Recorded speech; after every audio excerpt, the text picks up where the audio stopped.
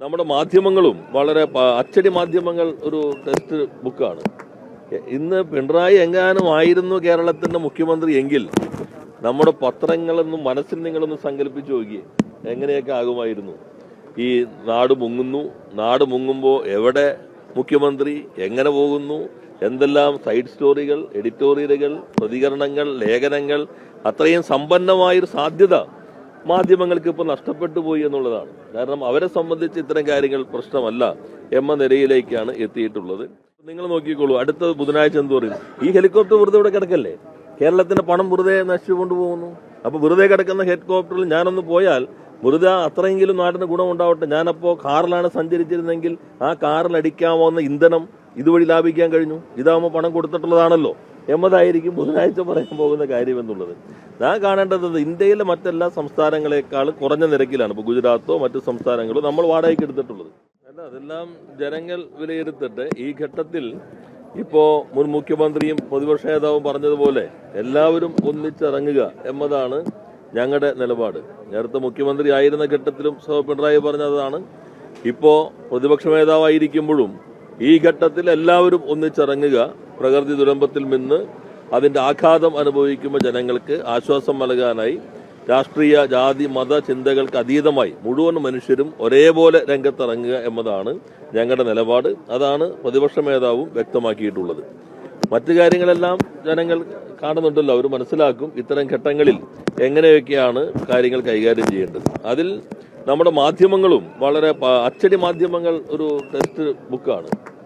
ഇന്ന് പിണറായി എങ്ങാനും ആയിരുന്നു കേരളത്തിന്റെ മുഖ്യമന്ത്രി എങ്കിൽ നമ്മുടെ പത്രങ്ങളൊന്നും മനസ്സിൽ നിങ്ങളൊന്ന് സങ്കല്പിച്ചു നോക്കിയേ, എങ്ങനെയൊക്കെ ആകുമായിരുന്നു. ഈ നാട് മുങ്ങുന്നു, നാട് മുങ്ങുമ്പോൾ എവിടെ മുഖ്യമന്ത്രി, എങ്ങനെ പോകുന്നു, എന്തെല്ലാം സൈഡ് സ്റ്റോറികൾ, എഡിറ്റോറിയലുകൾ, പ്രതികരണങ്ങൾ, ലേഖനങ്ങൾ, അത്രയും സമ്പന്നമായൊരു സാധ്യത മാധ്യമങ്ങൾക്ക് ഇപ്പോൾ നഷ്ടപ്പെട്ടു പോയി എന്നുള്ളതാണ്. കാരണം അവരെ സംബന്ധിച്ച് ഇത്തരം കാര്യങ്ങൾ പ്രശ്നമല്ല എന്ന നിലയിലേക്കാണ് എത്തിയിട്ടുള്ളത്. അതിവേഗതയിലുള്ള ഒരു മാറ്റം വാക്ക് അധികാരത്തിന് വേണ്ടിയുള്ളത് മാത്രമാണ്. അത് കഴിഞ്ഞാൽ പൂർണ്ണമായി ഉപേക്ഷിക്കാനുള്ളതാണ്. ഇപ്പോൾ മുഖ്യമന്ത്രിമാർ അത്യാവശ്യ ഘട്ടത്തിൽ എല്ലാ സാധ്യതകളും ഉപയോഗപ്പെടുത്തേണ്ടതാണ്. അതെല്ലാം ചിലപ്പോൾ ആവശ്യമായിട്ട് വരും. പക്ഷെ നാം കാണേണ്ടത് പ്രതിപക്ഷത്തിരിക്കുമ്പോൾ പറഞ്ഞത് എന്താണ്, അധികാരം കിട്ടിയപ്പോൾ പ്രവർത്തിക്കുന്നത് എന്താണ്. അത് കാണിക്കുന്നത് ഈ ധാർമ്മികത എന്ന് പറയുന്നതും വാക്കെന്ന് പറയുന്നതും ജനങ്ങളെ കബളിപ്പിച്ച് അധികാരത്തിൽ വരുന്നതിന് വേണ്ടി മാത്രമുള്ളതാണ്. അതോടുകൂടി തന്നെ വസ്ത്രം മാറുന്ന അതേ ലാഘവത്വത്തോടുകൂടി നേരത്തെ പറഞ്ഞതെല്ലാം പൂർണ്ണമായും ഊരിക്കളഞ്ഞുകൊണ്ട് അധികാരത്തിൻ്റെതായ ഭാഗങ്ങൾ മാത്രമായി മാറുന്നു എന്നാണ് കാണുന്നത്. ഈ ഘട്ടത്തിൽ നല്ല ഉത്തരവാദിത്വം നമുക്കൊരു സിസ്റ്റം ഉണ്ട്. പിന്നെ മുഖ്യമന്ത്രിക്കും ഇപ്പോൾ ഇത്രയും സൗകര്യമായി നടന്നാലും വലിയ പ്രശ്നമില്ലാത്തൊരു സിസ്റ്റം കഴിഞ്ഞ മുഖ്യമന്ത്രിയും കഴിഞ്ഞ ഗവൺമെന്റ് സന്ദർഭത്തിൽ 2018 മുതൽ പ്രോട്ടോകോൾ അനുസരിച്ചുകൊണ്ട് തന്നെ ഇത്തരം ഘട്ടങ്ങൾ നേരിടാൻ രൂപപ്പെടുത്തിയിട്ടുണ്ട്. എങ്കിൽ പോലും നേതൃത്വം വളരെ പ്രധാനപ്പെട്ടതാണ് ഇത്തരം ഘട്ടങ്ങളിൽ. അപ്പോൾ അത് സംബന്ധിച്ച് എനിക്ക് തോന്നുന്നു മാധ്യമങ്ങളോടുള്ള പ്രതികരണം വന്നിട്ടില്ല. ഇന്ന് ചില പത്രങ്ങൾ റിപ്പോർട്ട് ചെയ്തിട്ടുണ്ട്, മാധ്യമങ്ങൾ റിപ്പോർട്ട് ചെയ്തിട്ടുണ്ട്, അലർട്ടുകൾ കൃത്യസമയത്ത് നൽകിയിട്ടില്ല. അപ്പോൾ അതെല്ലാം തന്നെ നമ്മൾ മനസ്സിലാക്കേണ്ടതാണ്. ഒരു മാറ്റം എന്ന ആഗ്രഹത്തിൽ വോട്ട് ചെയ്ത ഒത്തിരിയേറെ ആളുകളുണ്ട്. അപ്പോൾ അവർക്കെല്ലാം അതിവേഗതയിൽ തന്നെ മാറ്റത്തിന്റെ അനുഭവം നേരിട്ട് തന്നെ കിട്ടിയിട്ടുണ്ട് എന്നാണ് കാണേണ്ടത്. കഴിഞ്ഞ സർക്കാരിന്റെ കാലത്ത് ഹെലികോപ്റ്റർ ഉപയോഗവുമായി ബന്ധപ്പെട്ട് കടുത്ത വിമർശനങ്ങൾ UDF ഉന്നയിച്ചിരുന്നു. എന്നാൽ ഇപ്പോൾ വ്യക്തിപരമായ ആവശ്യങ്ങൾക്ക് ഉപയോഗിച്ചതായുള്ള ആക്ഷേപങ്ങൾ. അല്ല, അതിലിപ്പോ നിങ്ങൾ നോക്കിക്കോളൂ, അടുത്ത ബുധനാഴ്ച എന്ത് പറയും? ഈ ഹെലികോപ്റ്റർ വെറുതെ ഇവിടെ കിടക്കല്ലേ, കേരളത്തിന്റെ പണം വെറുതെ നശിച്ചു കൊണ്ടുപോകുന്നു. അപ്പൊ വെറുതെ കിടക്കുന്ന ഹെലികോപ്റ്ററിൽ ഞാനൊന്ന് പോയാൽ വെറുതെ അത്രയെങ്കിലും നാടിന് ഗുണമുണ്ടാവട്ടെ. ഞാനപ്പോ കാറിലാണ് സഞ്ചരിച്ചിരുന്നെങ്കിൽ ആ കാറിൽ അടിക്കാവുന്ന ഇന്ധനം ഇതുവഴി ലാഭിക്കാൻ കഴിഞ്ഞു. ഇതാവുമ്പോൾ പണം കൊടുത്തിട്ടുള്ളതാണല്ലോ എന്നതായിരിക്കും ബുധനാഴ്ച പറയാൻ പോകുന്ന കാര്യം എന്നുള്ളത്. ഞാൻ കാണേണ്ടത് ഇന്ത്യയിലെ മറ്റെല്ലാ സംസ്ഥാനങ്ങളെക്കാളും കുറഞ്ഞ നിരക്കിലാണ് ഇപ്പോൾ ഗുജറാത്തോ മറ്റു സംസ്ഥാനങ്ങളോ നമ്മൾ വാടകയ്ക്ക് എടുത്തിട്ടുള്ളത്. പല സംസ്ഥാനങ്ങളും സ്വന്തമായി വിമാനമുള്ള സംസ്ഥാനങ്ങളുമുണ്ട്. കേരളം പക്ഷേ ആ ഹെലികോപ്റ്റർ ഇപ്പോൾ നിങ്ങൾ എറണാകുളത്തെ മാധ്യമ പ്രവർത്തകർക്ക് അറിയാലോ, അന്നത്തെ മുഖ്യമന്ത്രിയുടെ പ്രത്യേക നിർദ്ദേശപ്രകാരം 6-7 തവണയോളമാണ് ഹൃദയം എന്ന് പറഞ്ഞാൽ ഇപ്പോൾ ഉള്ള വിങ്ങുന്ന ആളുടെ ശരീരത്തിനകത്തുള്ള ഹൃദയമല്ല, നേരെ പെട്ടിയിലുള്ള ഹൃദയവുമായിട്ട് എത്ര തവണ ഇങ്ങോട്ട് വന്നു.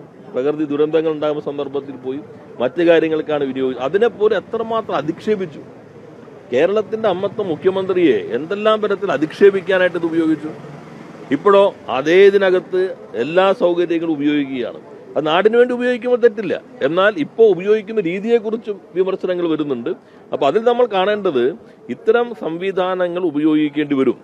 അതിനെക്കുറിച്ച് ഇന്നലെ പറഞ്ഞത് എന്ത് എന്ന് ഇന്ന് ഓരോന്നും ചെയ്യുമ്പോൾ സ്വയം ഒന്ന് ആലോചിക്കുന്നത് ആരാണെങ്കിലും നല്ല കാര്യം തന്നെയാണ്. അതായത് ഈ പ്രതിപക്ഷ നേതാവ് ഉത്തരവാദിത്തത്തോടെ ഈ ഹെലികോപ്റ്റർ വിഭാഗത്തിൽ വിമർശനം ഉന്നയിക്കട്ടെ, അതിന് സർക്കാർ ഉത്തരം നൽകട്ടെ എന്ന് പറഞ്ഞിട്ടുണ്ടായിരുന്നു. അല്ല, അദ്ദേഹം ഇത് കിട്ടിയെങ്കിൽ വെടിവെച്ച് കൊള്ളാമെന്നല്ലേ പറഞ്ഞായിരുന്നു. ഇപ്പൊ ഹെലികോപ്റ്റർ സ്വന്തമായി കിട്ടിയേക്കല്ലേ, അത് വെച്ചിട്ടല്ലേ ഇപ്പൊ ഇത് നടത്തിക്കൊണ്ടിരിക്കുന്നത്. അപ്പോ വളരെ ഉത്തരവാദിത്തത്തോടു കൂടിയാണ് പ്രതിപക്ഷം പറയേണ്ടതെന്ന് ഇപ്പോഴെങ്കിലും തോന്നിയല്ലോ. ഇപ്പോഴും ഞങ്ങൾ എന്താ പറയുന്നത്, നേരത്തെ എന്ത് പറഞ്ഞു, ഇത് ആവശ്യഘട്ടത്തിലൊക്കെ ഉപയോഗിക്കേണ്ടത് തന്നെയാണ്, അതിനാണ് വാടകയ്ക്ക് എടുത്തിട്ടുള്ളത്.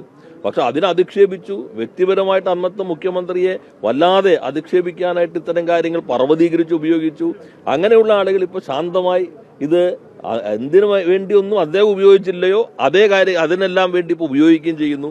നമ്മുടെ മാധ്യമങ്ങൾ, അച്ചടി മാധ്യമങ്ങളാണെങ്കിൽ ഒരു വരി പോലും എഴുതാത്ത അത്രയും സൂക്ഷ്മ ജാഗ്രത മാധ്യമ വിദ്യാർത്ഥികൾക്ക് ഒരു പുതിയ പാഠമായി നൽകുകയും ചെയ്തുകൊണ്ടിരിക്കുന്നു. ഇതാണ് കാണേണ്ടത്. PMCയിലും കണ്ടില്ലേ, ഇനിയിപ്പോൾ ഒന്നുമില്ലല്ലോ. ഇപ്പോൾ ലീഗ് എന്താ പറയുന്നത്, ഞങ്ങൾ പഠിച്ചു കഴിയട്ടേന്നാണ്. ഇനി പഠിക്കാനൊന്നുമില്ലല്ലോ.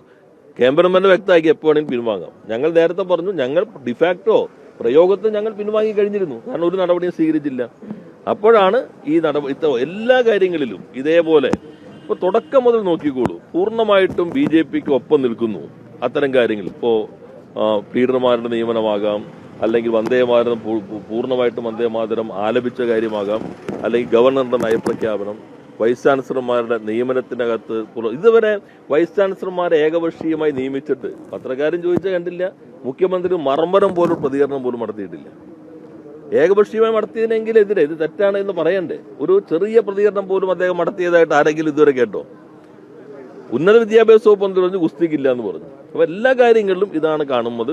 അപ്പൊ വാക്ക് എന്നുള്ളത് അധികാരം പിടിച്ചെടുക്കാൻ, ജനങ്ങളെ കബളിപ്പിക്കാനുള്ളത് മാത്രമാണ്. അധികാരം കിട്ടിക്കഴിഞ്ഞാൽ ഷർട്ടഴിച്ച് മാറ്റുന്നതിനേക്കാളും വേഗതയിൽ അഴിച്ചു മാറ്റിയിട്ട് തന്നെയാണ് ഇപ്പോൾ ഈ മുഖ്യമന്ത്രിയും ഗവൺമെന്റും ഭരണത്തിലിരിക്കുന്നത്.